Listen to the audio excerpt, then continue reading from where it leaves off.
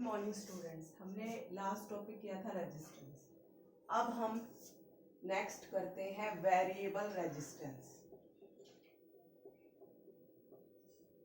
Variable resistance के अंदर क्या आता है, जिसके अंदर हमारी रेजिस्टेंस की वैल्यू क्या करती है, वेरी करती है।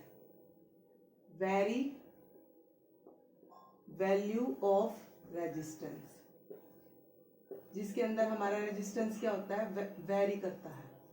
एक रियोस्टेट होता है, RHEOSTAT, रियोस्टेट एक ऐसा डिवाइस है, ठीक है, जिसके ऊपर रियोस्टेट क्या करता है, इट एक्ट्स एज ए, ये क्या करता है, किसकी तरह काम करता है ये, it acts as a variable resistance. ये वेरिएबल रेजिस्टेंस की तरह काम करता है। मतलब क्या होता है, अगर आप अपनी बुक में देखोगे तो रियोस्टेट का डायग्राम, तो उसके ऊपर एक की लगी होती है, ऐसे गोल शेप की, ठीक है।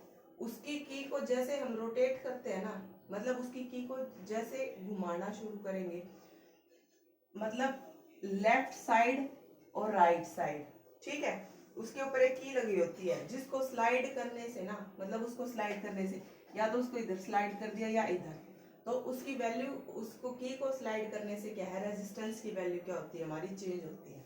अगर उस की को लेफ्ट साइड में स्लाइड करेंगे तो हमारा रेजिस्टेंस की वैल्यू क्या हो जाएगी, कम होगी, ठीक है। रेजिस्टेंस की वैल्यू लो होगी जब हम उस की को लेफ्ट साइड में स्लाइड करेंगे।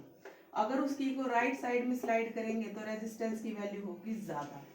तो इसलिए इसको क्या बोलते हैं, तो रियोस्टेट क्या होता है, इट इज बेसिकली, ये क्या होता है, it is basically a resistance whose value varies, ठीक है, जिसकी वैल्यू क्या है, वेरी होती है, या जिसकी वैल्यू को क्या है, एडजस्ट किया जाता है, ठीक है। तो ये क्या है, it is basically a resistance, ये एक प्रकार का रेजिस्टेंस होता है, whose value can be adjusted, जिसकी वैल्यू को क्या है, एडजस्ट किया जाता है, ठीक है। इसलिए इसको क्या बोलते हैं, hence it is called variable resistance. इसलिए हम इसको वेरिएबल रेजिस्टेंस कहते हैं, क्योंकि क्या है, रियोस्टेट इसके एक ऐसा डिवाइस होता है जिसकी वैल्यू, जिसमें क्या है, वेरिएबल रेजिस्टेंस, मतलब रेजिस्टेंस क्या होता है, वेरिएबल होता है, मतलब चेंज होता रहता है, ठीक है। तो इस रियोस्टेट के ऊपर एक की लगी होती है, जिसको राइट साइड में स्लाइड करते हैं तो रेजिस्टेंस हमारा बढ़ जाता है, लेफ्ट में करते हैं तो घट जाता है, ठीक है। तो ये क्या एक प्रकार का रेजिस्टेंस है, जिसकी वैल्यू क्या होती है, एडजस्ट करनी पड़ती है, ठीक है। तो इसलिए इसको बोलते हैं वेरिएबल रेजिस्टेंस। और इसका सिंबल क्या होता है हमारा, ये रियोस्टेट का सिंबल होता है ये वेरिएबल रेजिस्टेंस का, ठीक है। या और इसको हम कैसे कर सकते हैं, ये, ठीक है। तो ये होते हैं इनका, इसका सर्किट डायग्राम, ठीक है। फिर उसके बाद होता है हमारा ओम मीटर। जैसे करंट को मेजर करने के लिए एमीटर यूज करते थे, और वोल्टेज को मेजर करने के लिए वोल्ट मीटर, ऐसे ही वेरिएबल रेजिस्टेंस को मेजर करने के लिए हम यूज करते हैं ohm meter, OHMETER, a device use to measure the variable resistance या इलेक्ट्रिकल रेजिस्टेंस, की रेजिस्टेंस को मेजर करने के लिए ओम मीटर का यूज किया जाता है। अब मॉडर्न टेक्नोलॉजी में एक मल्टीमीटर बना हुआ है, जिसके अंदर हम सारी चीजें मेजर कर सकते हैं, ठीक है। अब हमारा नेक्स्ट टॉपिक है रेजिस्टेंस ऑफ ए कंडक्टर। किसी कंडक्टर का रेजिस्टेंस कैसे निकालते हैं, मतलब किसी वायर का रेजिस्टेंस हम कैसे कैलकुलेट करते हैं, उसके लिए हमें एक फॉर्मूला निकालना पड़ेगा। मान लो कि हमारे पास एक वायर, मतलब एक कंडक्टर है, ठीक है, उसके रेजिस्टेंस की वैल्यू है 100 ओम, ठीक है। तो अब हमें पता करना है कि वो 100 ओम कैसे आया, मतलब 100 ओम आया है तो वो किस चीज से बना है, मतलब किस चीज के ऊपर डिपेंड करता है ये रेजिस्टेंस की वैल्यू, कि रेजिस्टेंस की वैल्यू किस किस फैक्टर के ऊपर डिपेंड करती है, इसके अंदर हमें वो निकालना है, ठीक है। अब हमें पता है, मान लो ये मैंने कोई वायर ले ली, ठीक है, हमें पता है कि यहाँ इलेक्ट्रॉन एटम होते हैं ये सारे, तो इलेक्ट्रॉन को एटम के कोलिजन यहाँ टकराए, यहाँ टकराए, फिर यहाँ, फिर यहाँ, फिर यहाँ, फिर यहाँ पहुंचा है ना। तो हमें पता है कि इलेक्ट्रॉन का एटम के साथ कोलिजन, ठीक है, इलेक्ट्रॉन क्या है, एटम से टकराते हैं। इसी कंसेप्ट को हम क्या बोलते हैं, रेजिस्टेंस, है ना, कि इलेक्ट्रॉन का एटम के साथ टकराना और फिर वो अपने डेस्टिनेशन पे पहुंचते हैं, तो इस कॉन्सेप्ट को हम बोलते हैं रेजिस्टेंस, ठीक है। मान लो कि मैंने एक छोटा सा वायर लिया, ठीक है, ये है मेरा वायर, ये है मेरा इलेक्ट्रॉन, यहाँ एटम है, एटम। अब वायर की लेंथ कम है ना, एक ले लिया मैंने वायर ये, ठीक है, एक मैंने ले लिया वायर ये इसकी इतनी लेंथ है, ये भी इधर इलेक्ट्रॉन है, ये atom atom atom atom atom atom atom. अब ये इलेक्ट्रॉन यहाँ कोलाइड करेगा, इससे फिर टकराएगा इससे और इससे, फिर यहाँ ये पहुंच जाएगा। अब ये देखो, इसके अंदर नंबर ऑफ कोलिजन क्या हुए हमारे, 1 2 3 टाइम्स हुए, और इसके अंदर क्या कोलिजन ज्यादा हुए। मतलब क्या है, अगर रोड छोटा है तो क्या है, भीड़ भी कम मिलेगी उसको, मतलब ट्रैफिक को जहां तक, मतलब हमारी गाड़ी को जहां तक पहुंचना है, अगर हमारा रोड छोटा है तो कुछ गाड़ियों से टकराने के बाद क्या है, वो अपने डेस्टिनेशन पे पहुंच जाएगा। लेकिन यहाँ रोड बड़ा है तो इसका मतलब उसको अपने डेस्टिनेशन तक पहुंचने में बहुत टाइम लगेगा, तो नंबर ऑफ लेंथ हमारी कम है, ठीक है। तो इसका मतलब क्या, रोड भी छोटा है, कम ट्रैफिक, और लेंथ, यहाँ नंबर ऑफ कोलिजन क्या है, number of collision of electron क्या है हमारे, कम है ना, लेंथ भी कम है, तो इस केस में क्या होगा, रेजिस्टेंस भी कम होगा। इलेक्ट्रॉन को कम मेहनत करनी पड़ेगी अपने डेस्टिनेशन तक पहुंचने के लिए एटम से, ठीक है। तो लेंथ कम तो रेजिस्टेंस भी कम, यहाँ क्या है, लेंथ ज्यादा तो क्या होगा, रेजिस्टेंस भी ज्यादा होगा। नंबर ऑफ कोलिजन क्या होंगे इस केस में, number of collision in this case is क्या हो जाएगा, हाई।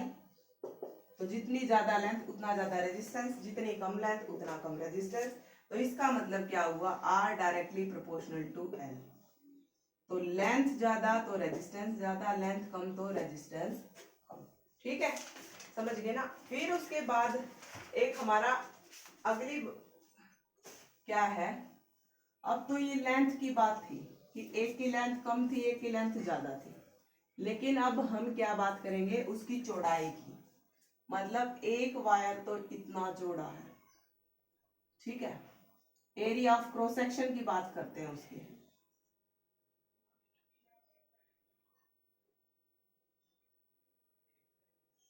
ये है हमारा एरिया ऑफ क्रॉस सेक्शन, ठीक है। हमें पता है जितना चौड़ा रोड होगा, मतलब ये जितना चौड़ा रोड तो ट्रैफिक कम, मतलब रोड होगा हमारा अगर ब्रॉड तो ट्रैफिक क्या होगा उस केस में, ट्रैफिक लो, मतलब ट्रैफिक कम। तो जितना ज्यादा एरिया ऑफ क्रॉस सेक्शन, मतलब जितना एरिया ऑफ क्रॉस सेक्शन ज्यादा होगा उस केस में क्या हमारा रेजिस्टेंस क्या हो जाएगा, उतना ही कम हो जाएगा, है ना। क्योंकि क्या है, हमारे इलेक्ट्रॉन को एटम से कोलाइड करने में मतलब इतनी भीड़ नहीं होगी, वो आसानी से यहाँ पहुंच जाएगा। इतनी खुली खुली जगह भी आपने देखा होगा, आप रोड पे चलते हुए, एक तो इतनी चौड़ी रोड है, सारे व्हीकल्स थोड़ी थोड़ी दूर चल रहे हैं, तो आप आसानी से पहुंच जाओगे, है ना। तो इस केस में क्या बात है, एरिया ऑफ क्रॉस सेक्शन, उसको जितना क्रॉस करना है एरिया ऑफ क्रॉस सेक्शन अगर हमारा ज्यादा होगा तो उस केस में हमारा रेजिस्टेंस क्या हो जाएगा, कम हो जाएगा। तो रेजिस्टेंस इस क्या है, लो, ठीक है। ऐसे अगर ये इसकी थिकनेस इतनी है, ठीक है, समझ गए, तो इलेक्ट्रॉन को क्या है, यहाँ भीड़ हो जाएगी, है ना। तो एरिया ऑफ क्रॉस सेक्शन यहाँ कम है तो रेजिस्टेंस इस केस में क्या हो जाएगा, ज्यादा हो जाएगा। इसका मतलब क्या है, हमारा क्या है, इसका मतलब रेजिस्टेंस है एरिया ऑफ क्रॉस सेक्शन के इनवर्सली प्रोपोर्शनल है, ठीक है। तो एक था हमारा रेजिस्टेंस लेंथ के डायरेक्टली प्रोपोर्शनल और एरिया ऑफ क्रॉस सेक्शन के इनवर्सली प्रोपोर्शनल। तो हम इन दोनों इक्वेशंस को क्या कर देते हैं, कंबाइन। तो R inversely proportional to area of cross section, तो कंबाइन 1 and 2, R क्या हो गया, inversely directly proportional to L और इनवर्सली प्रोपोर्शनल टू A। अब इससे हमें क्या पता चल रहा है कि जो रेजिस्टेंस है लेंथ और एरिया ऑफ क्रॉस सेक्शन के ऊपर डिपेंड करता है। लेकिन हमारे दिमाग में एक चीज भी आ रही होगी कि भाई वो वायर किस मटेरियल से मिलके बनी हुई है, मतलब एल्यूमिनियम का बना है, कॉपर का बना है, इस चीज उस नेचर के ऊपर भी तो डिपेंड करेगा ना हमारा रेजिस्टेंस। तो अब इस प्रोपोर्शनैलिटी के साइन को हटा के मैंने लगा दिया एक फैक्टर रो, ठीक है, रो L बाय A। इस रो को हम बोलते हैं रेजिस्टिविटी, रेजिस्टिविटी, ठीक है। तो इसका मतलब क्या है, रेजिस्टेंस क्या है, डिपेंड ऑन, तो हमारा रेजिस्टेंस किस किस के ऊपर डिपेंड हुआ, rho L by A, length of the wire, area of cross section of wire and resistivity of the wire. R यानी रेजिस्टिविटी ऑफ द वायर, ठीक है। अगर हमें क्या है इसके अंदर ये पता है कि हमें लेंथ पता है उस वायर की, ठीक है, और हमें क्या है उसका एरिया ऑफ क्रॉस सेक्शन पता है, तो ठीक है। तो हमने मान लिया कि वो मटेरियल है, जो मटेरियल है वो एल्यूमिनियम से मिलके बना है, तो हमें क्या है एल्यूमिनियम की रो की वैल्यू का पता होना चाहिए, ठीक है।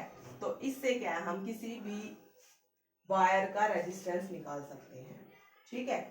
फिर उसके बाद क्या है, इसका मतलब रेजिस्टिविटी किस चीज के ऊपर डिपेंड करती है, nature of the material of wire, ठीक है।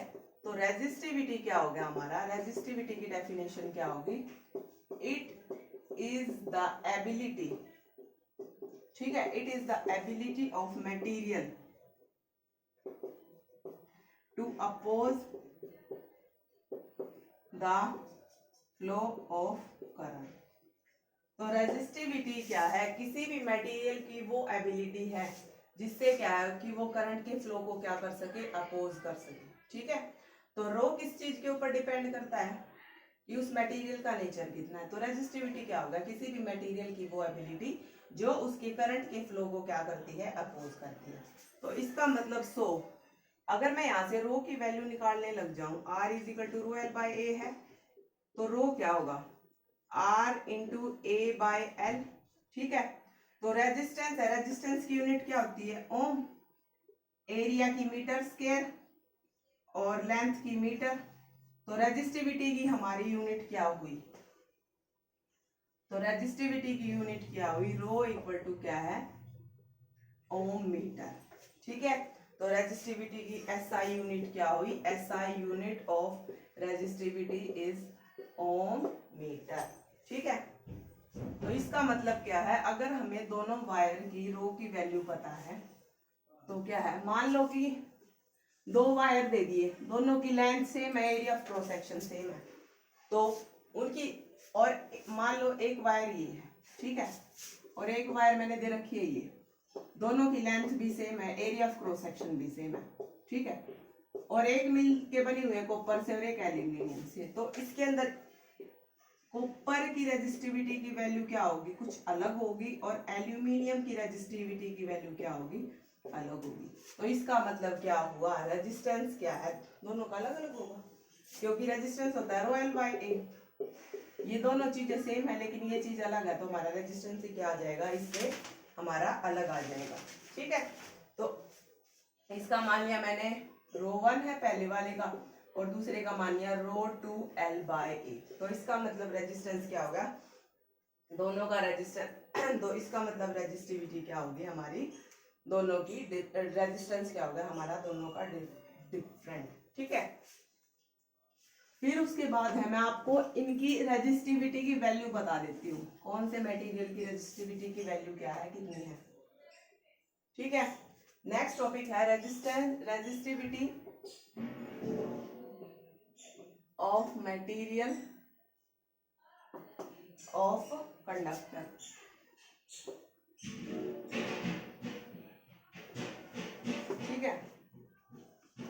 बाद अब देखो हमने लिए यहाँ कंडक्टर्स, आपकी बुक में भी होगा वैसे, ठीक है। ऊपर लिया मैंने मटेरियल, उसके ऊपर ली मैंने रेजिस्टिविटी, SI यूनिट है ओम मीटर, ठीक है। अब मैं ले रही हूं कंडक्टर सारे। सबसे पहले लिया मैंने सिल्वर, कॉपर, एल्यूमिनियम, फिर लिया मैंने टंगस्टन,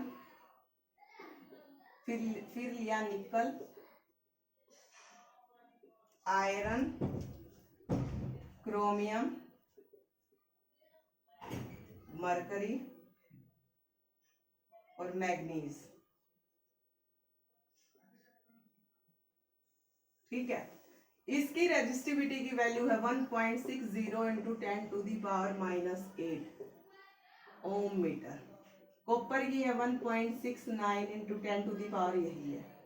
एल्यूमिनियम की है 2.63 इंटू 10⁻⁻8, सेम, ठीक है। उसके बाद इसकी है 5.20, 6.84, आयरन की है 10, 12.9, 94, 184, ठीक है। तो ये क्या है, इस इनकी 10⁻⁻8, तो ये तो है हमारी कंडक्टर्स की रेजिस्टिविटी, ठीक है।